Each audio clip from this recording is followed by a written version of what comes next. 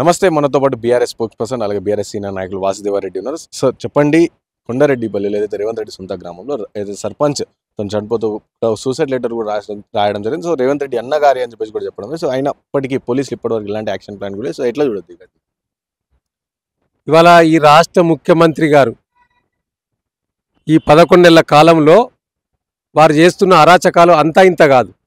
దానికి నిదర్శనమే నీ సొంత గ్రామం కొండారెడ్డిపల్లెలో సాయిరెడ్డి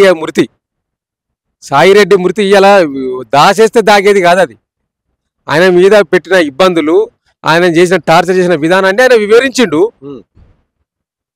నీ యొక్క సోదరులే కదా. ఇలా నువ్వు ఎప్పుడు కూడా నియోజకవర్గానికి పోకపోయేది, నువ్వు ఎప్పుడు కూడా సొంత ఊరికి పోకపోయేది. ఇప్పుడేదో ముఖ్యమంత్రి అయినాక మన దసరాకు పోయినట్టున్నది, దసరాకో దీపావళికో పోయినట్టున్నది అక్కడికి పోయి సొంత ఊరికి. ఎందుకంటే మీ గురువు గారు అక్కడ ఆంధ్రప్రదేశ్లో పోతుండు కాబట్టి నేను కూడా ఇక్కడ పోవాలనే ఉద్దేశంతో పోతున్నామేమో. మరి పోతే కానీ ప్రజలన్నా చూసుకోవాలి కదా. నువ్వు సొంత ఊరు ప్రజలన్నా నువ్వు చూసుకోలేకపోతే ఈ రాష్ట్ర ప్రజలను ఏడా చూసుకుంటావు నువ్వు? ముఖ్యమంత్రి గారు నీతోటి ఏడవుతుంది. నిన్ను ఓటేసి గెలిపించిన నియోజకవర్గ ప్రజలను చూడవు, నువ్వు పుట్టి పెరిగిన ప్రాంతం నీ కొండారెడ్డిపల్లెలో కూడా ఉన్న ప్రజలను కౌంటికి రేపలా చూసుకోలేవు. నీతోటి ఏడవుతుంది ఇక ఈ పరిపాలన. నీ ఎక్కడికక్కడ దుకాణాలు తెరిచిండ్రు. మీ సోదరులు తిరుపతి రెడ్డి గారు, జగదీశ్వర్ రెడ్డి గారు, అమెరికాలో ఉన్న జగదీశ్వర్ రెడ్డి గారు ఎలాంటి దుకాణాలు తెలిసి ఇప్పుడు దుకాణాలు ఏం దుకాణం అంటే, ఇప్పుడు ఇక్కడ ఉన్న హైదరాబాద్ లో ఉన్న సోదరులు మొత్తం ఆ భూ కబ్జాల మీద పడ్డారు. నేను భూ కబ్జాలని ఎందుకంటా ఉంటానంటే, నేను ఆరోపణలు అట్టగా చేస్తలేనండి. మొన్న సోమాజిగూడ ప్రెస్ క్లబ్ లో మీరు కూడా చూసిండ్రు, ప్రెస్ క్లబ్ లో ప్రెస్ మీట్ పెట్టిండ్రు. మల్కాజ్గిరి నియోజకవర్గానికి సంబంధించిన ఒక అడ్వకేటు వారికి సంబంధించిన 20 ఎకరాల భూమి కబ్జాకు గురైతే సిబి దగ్గరికి పోతే మీరు పోయి ముఖ్యమంత్రి గారు బ్రదర్స్ని కలిసి రండి, రేవంత్ రెడ్డి బ్రదర్స్ అని చెప్పిండ్రట. అది వాళ్ళు స్వయంగా ప్రెస్ మీట్ లో చెప్పిండ్రు, ఇది నా సొంత వాక్యం కాదు. అంటే ఇట్లా భూముల కబ్జా మీద మీరు మీ బ్రదర్స్ ను పంపించిండ్రు. రెండవది, ఇలా ఈ యొక్క ఫార్మా సిటీ పేరు మీద, ఫార్మా విలేజ్ పేరు మీద రియల్ ఎస్టేట్ దందా చేస్తా ఉన్నారు మీరు. పక్క పంటి మొత్తం రైతులన్నీ దోచుకొని కనబడతలే కళ్ళ ముందట. ఒక పక్క నువ్వు అన్నట్టే వాస్తవం ఏంటంటే, ఈ రేవంత్ రెడ్డి గారే పిసిసి అధ్యక్షుడు ఉన్నప్పుడు చెప్పిండు, నాకు ఒక రియల్ ఎస్టేట్ తప్పితే నాకు ఏం తెలియదు అన్నాడు. మరి మీరు ఎట్లా పరిపాలిస్తారని ఒక జర్నలిస్టులు అడిగితే, అది ఏమున్నదా పరిపాలన, ఒక బిల్డింగ్ కట్టినప్పుడు మేస్త్రి కూలలో పెట్టుకొని పనిచేయడం, నేను కూడా రాష్ట్రానికి ముఖ్యమంత్రి అయితే ఒకవేళ అవకాశం ఇస్తే డెఫినెట్గా నేను కూడా కట్టిన ఐఏఎస్ఎం పెట్టుకొని పనిచేస్తా అన్నాడు. ఇక గప్పుడే నీ జ్ఞానం తెలిసిపోయింది, నీకేం తెలియదు అని. అప్పుడు మేము అనుకున్నాం కానీ కొంతమంది అనుకోలేదు. ఏదో తెస్తావు, మార్పు తెస్తావు అనుకున్నారు కానీ నీతోటి ఏం కాలేదు అనేది ఇప్పుడు తెలిసిపోయింది 11 నెలల్లో. ఇప్పుడు గుంపు మేస్త్రి పరిపాలన అయితే గిట్టనే వ్యవస్థ ఖరాబ్ అవుతుంది. ఇలా ఒక పక్క ఈ రాష్ట్రంలో నేరాలు జరుగుతున్నాయి. 139 మంది మహిళల పైన అత్యాచారాలు జరిగినాయి. దాదాపుగా 400 పైగా మర్డర్లు జరిగినాయి ఈ రాష్ట్రంలో. ఇప్పటి వరకు హోంశాఖ మంత్రి లేడు, ఇప్పటి వరకు సాంఘిక సంక్షేమ శాఖ మంత్రి లేడు. గురుకుల విద్యార్థులు అన్నమో రామచంద్రాన్ని ఇబ్బంది పడతా ఉన్నారు. పాఠశాల విద్యార్థులు మొన్న మధ్యాహ్న భోజనంలో ఫుడ్ పాయిజన్ అయిపోయింది. దాదాపు 100 మంది 1000 మంది పిల్లలకు ఇబ్బంది అయింది. ఇప్పటికీ నిమ్స్ హాస్పిటల్లో ప్రవళిక అనే ఒక అమ్మాయి ఇంకా కొట్టుమిట్టాడుతున్నది చావు బతుకుల మధ్య, గురుకుల విద్యార్థి. ఇది కాదా, ఇది నిదర్శనం కాదా నీ పరిపాలనలో? ఇది చాలదా ఈ 11 నెలల్లో? నువ్వు ఏం ఉరగబెట్టినావు ప్రజలకు?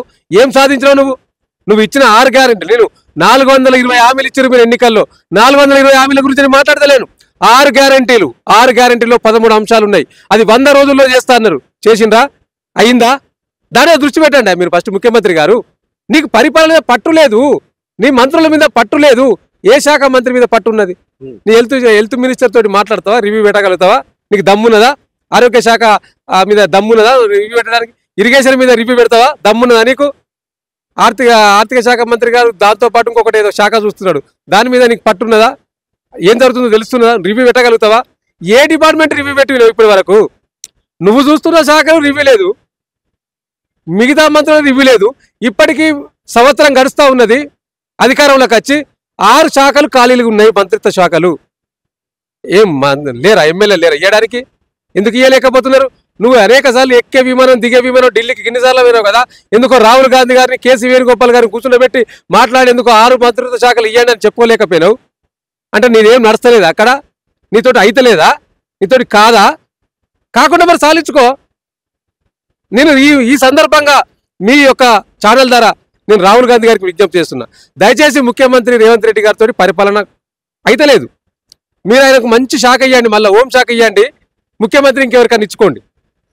ఎందుకంటే ముఖ్యమంత్రి తర్వాత ఇంపార్టెంట్ శాఖ హోంశాఖ అంటారు కదా, అట్లాంటిది ఏమైనా ఉంటే ఇవ్వండి ఆయనకు సెకండ్ శాఖ. ఆయనతోటి కాదు ఇక. అంటే ఎవరికి ఇస్తే బాగుంటది అంటారు ముఖ్యమంత్రి? ఎవరికన్నా ఇచ్చుకోండి. ఇప్పుడు వాళ్ళ పార్టీలో చాలా సీనియర్ నాయకులు ఉన్నారు కదా, ఎవరికన్నా ఇచ్చుకోండి. ఈయనకు పరిపాలన పట్టు లేదు కదా, అనుభవం లేదు కదా. అనుభవం లేకపోయాక ప్రజలకు ఇబ్బంది అవుతుంది. కింద ప్రజలు ఇప్పుడు ఇబ్బంది పడతా ఉన్నారు. ఇప్పుడు రైతులు ఇబ్బంది పడతా ఉన్నారు, విద్యార్థులు ఇబ్బంది పడతా ఉన్నారు, నిరుద్యోగులకు నోటిఫికేషన్ లేక ఉద్యోగాలు లేక వాళ్ళు ఇబ్బంది పడతా ఉన్నారు. మీరు వచ్చినాక ఏ వర్గానికి న్యాయం చేసిండ్రు? ఇంకా దీనికి తోడు ఈ 11 నెలల్లో మీరేదో గొప్పగా సాధించడం చెప్పి విజయోత్సవాలు చేసుకుంటున్నారు. ఎందుకోసం చేసుకుంటున్నారా విజయోత్సవాలు? దేనికోసం చేసుకుంటున్నారా? ఏం సాధించిండ్రు? ఏ వర్గం సంతోషంగా ఉన్నది? రైతులు సంతోషంగా ఉన్నారా? ఇలా అన్నమో రామచంద్రాన్ని కళ్ళల్లో వడ్లు పోసుకొని మీరు కాంటాలు వేయలేకుండా ఇబ్బంది పడతా ఉన్నారు. మీరు సన్న వడ్లకి ఇస్తారన్న బోనస్ కూడా ఇవ్వలేకపోతా ఉన్నారు కదా, దాన్ని కూడా తేమ పేరు మీద మళ్ళీ కట్ చేస్తా ఉన్నారు కదా. ఇప్పటికి వడ్డీకి పౌషారు వాళ్ళు ప్రైవేట్ వాళ్ళకి అమ్ముకున్నారు మీతో అయితే లేదని చెప్పి. ఇంకా దాన్ని మీరు గొప్పగా చెప్పుకుంటున్నారు. కాళేశ్వరం ప్రాజెక్టు సంబంధం లేకుండానే, వాటర్కి సంబంధం లేకుండానే ఉత్పత్తి బ్రహ్మాండంగా జరిగిందని మీరు గొప్పగా చెప్పుకుంటున్నారు. సిగ్గుండాలే ముఖ్యమంత్రి గారు మీకు కొద్దిగానన్నా. ఇగో నీకు ఎట్లాగో అనుకూల మీడియా ఎట్లాగో నిన్ను చూపిస్తుంది కాబట్టి దానికోసం నువ్వు మాట్లాడతావు. కానీ వాస్తవాలు చూపించే మీడియాలు కొన్ని ఉన్నాయి.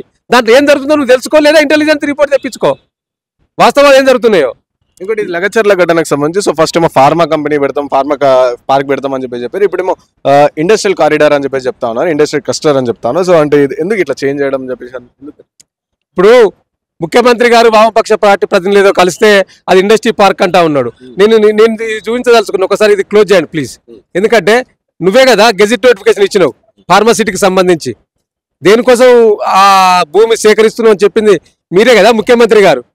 మరి నువ్వు మళ్ళీ మాట నాలికనా తాటి మట్టనా, నోరా మోరా, నీ ఇష్టం వచ్చినట్టు మాట్లాడతారా ముఖ్యమంత్రి గారు? మీరు ఒక రాజ్యాంగబద్ధమైన పదవిలో ఉన్నారండి. ఒక గెజిట్ నోటిఫికేషన్ ఇచ్చి అది ఇండస్ట్రీ పార్క్ కోసం చేస్తున్నావు అన్నాడు. నీ అల్లుని ఫార్మాసిటీ కోసం, నీ అల్లుని ఫార్మా క్లస్టర్ కోసం అది సేకరిస్తూ ఇప్పుడు నీ యొక్క నియోజకవర్గం నిన్ను ఓట్లేసి గెలిపించిన నీ గిరిజన పేద దళిత ప్రజలను గుంజుకుంటున్నది వాస్తవం కాదా? నీ యొక్క సోదరులపై బెదిరిస్తున్నది వాస్తవం కాదా? ఇది కళ్ళ ముందు కనిపిస్తలేదా? అసలు నీకు ఎందుకే ఫార్మా క్లస్టర్ ముఖ్యమంత్రి గారు? గత బీఆర్ఎస్ సర్కారు 14,000 ఎకరాలు సేకరించింది ఫార్మాసిటీ కోసం. నువ్వు వచ్చి రాగానే దాన్ని ఫార్మాసిటీ రద్దంటివి. రద్దన్నాక వాళ్ళు కోర్టుకు పోతే కోర్టు నిన్ను మొట్టికాయలు అయితే లేదు రద్దు చేస్తలేమంటివి. ఎందుకంటే రద్దు చేస్తే భూములు వాపసు ఇవ్వాలి. ఇది కూడా ఫార్మాసిటీ కోసం నువ్వు తీసుకుంటున్నావు. ఇది రద్దు అయితే భూములు వాపసు ఇవ్వాలి, తీసుకోవద్దు అక్కడ ఎవరి. నిజంగా నువ్వు అన్నట్టు ఫార్మాసిటీ, ఫార్మా క్లస్టర్ కోసం, ఫార్మా విలేజ్ కోసం నేను లగచర్ల భూములు సేకరిస్తలేను నువ్వు అంటే అది వెంటనే రద్దు అవుతుంది. ఫస్ట్ భూసేకరణ చట్టం ప్రకారం నువ్వు తీసుకుంటున్నావు కదా, అది రద్దు అవుతుంది. అది రద్దు అయితే వాళ్ళందరికీ వాపసు ఇవ్వాలి నువ్వు ముందుగా. సో కాబట్టి నీ నోటికి వచ్చింది మాట్లాడి ఏదో అప్పటి వరకు ఏదో రిప్రజెంటేషన్ ఇవ్వడానికి వచ్చిన వాళ్ళకి సమాధానం చెప్పి పంపేదట్టే ఆ యొక్క మాటలు ఉన్నాయి తప్పితే వాస్తవాలకు దగ్గర లేవనేది ఇలా స్పష్టంగా కనిపిస్తూ ఉన్నది. సో కాబట్టి ఇది ఎంతసేపు అబద్ధాలు మాట్లాడి ఇంకా మోసగించాలని ప్రయత్నం చేస్తూ ఉన్నాడు. ఆ మోసం ఏదో ఎన్నికల ముందు జరిగింది, ఇప్పుడు జరగది. ఇకనైనా ఆ వట్టి మాటలు కట్టిపెట్టు, వాస్తవాలకు వచ్చి ప్రజాపాలన కొనసాగించాలి, పాలన పైన దృష్టి పెట్టాలి, ప్రజలను ఎక్కడ ఏం జరుగుతుందో తెలుసుకొని దానిపైన దృష్టి పెట్టి ఈ సంవత్సరం గడిచిన సందర్భంగా కొద్దిగా మంచిగా చేస్తే ప్రజలు నిన్ను హర్షిస్తారు. Thank you.